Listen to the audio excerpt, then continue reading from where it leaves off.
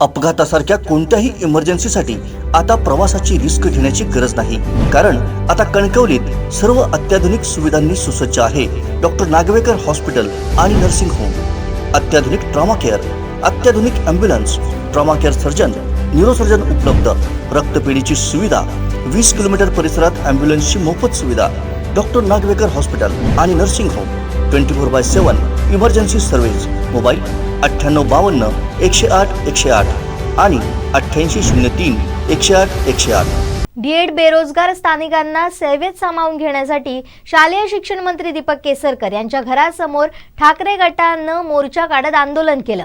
सावंतवाडीतील दीपक केसरकर यांच्या घरासमोर हे आंदोलन युवा सेनेच्या वतीनं करण्यात आलं। युवा सेना जिल्हा प्रमुख वंदार शिरसाट, कुडाळ तालुका युवा सेना प्रमुख योगेश धुई यांच्या नेतृत्वाखाली हे आंदोलन करण्यात आलं। यावेळी दीपक केसरकर यांच्या विरोधात जोरदार घोषणाबाजी करण्यात आली। पोलिसांनी आंदोलकांना ताब्यात घेत त्यांची सुटका केली। शिक्षण मंत्री स्थानिकांना नोकऱ्या मिळाल्याच पाहिजे, बिहारच्या विद्यार्थ्यांना नोकऱ्या मिळाल्याच पाहिजे। आदित्य साहब आगे बढ़ो, हम तुम्हारे साथ, आगे बढ़ो, हम तुम्हारे साथ हैं। आदित्य साहब आगे बढ़ो, हम तुम्हारे साथ हैं। स्थानिक भूमिपुत्रांना न्याय मिळालाच पाहिजे, बिहारच्या उमेदवारांना न्याय मिळालाच पाहिजे। नोकरी आमच्या हक्काची नाही कुणाच्या बापाची, नोकरी आमच्या हक्काची नाही कुणाच्या बापाची। शिवसेना जिंदाबाद।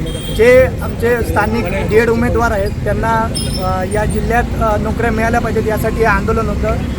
जवळजवळ 850 ते 900 पदं आज शिक्षण विभागात रिक्त आहेत आणि स्थानिकांना नोकऱ्या नाहीत। तर डीएडचे जवळजवळ 800 ते 900 विद्यार्थी उमेदवाराचा आपल्या जिल्ह्यात असताना देखील आज या नोकऱ्या भरल्या जात नाही। आमची मागणी अशी आहे की जिल्हा निवड मंडळाच्या माध्यमातून जशा 2007ला ज्या भरती झाल्या आणि तिथे ज्या स्थानिकांना ज्या पद्धतीने नोकऱ्या मिळाल्या त्याच पद्धतीने यावेळी देखील अशा प्रकारच्या 2007 प्रमाणे जिल्हा निवड मंडळाच्या माध्यमातून भरती व्हावी अशी आमची मागणी आहे।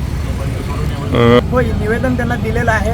सर्व जे संबंधित अधिकारी आहेत त्यांना निवेदन दिलेलं आहे। जवळजवळ 450 शिक्षक आज जिल्ह्याबाहेर उद्या एप्रिलच्या अखेरीस जाणार आहेत। आणि जोपर्यंत आमच्या विद्यार्थ्यांना स्थानिक विद्यार्थ्यांना नोकरी मिळत नाहीत तोपर्यंत 450 जे जिल्हा अंतर्गत बदली आहेत ते आम्ही निश्चितच रोखण्यासाठी प्रयत्न करणार आहोत। शिवसेना नेहमी उद्धव बाळासाहेब ठाकरे गट असेल नेहमी स्थानिक भूमिपुत्रांच्या पाठीशी आहे आणि त्याच भूमिकेसाठी आम्ही या ठिकाणी विद्यार्थ्यांसाठी आंदोलन केलेलं आहे।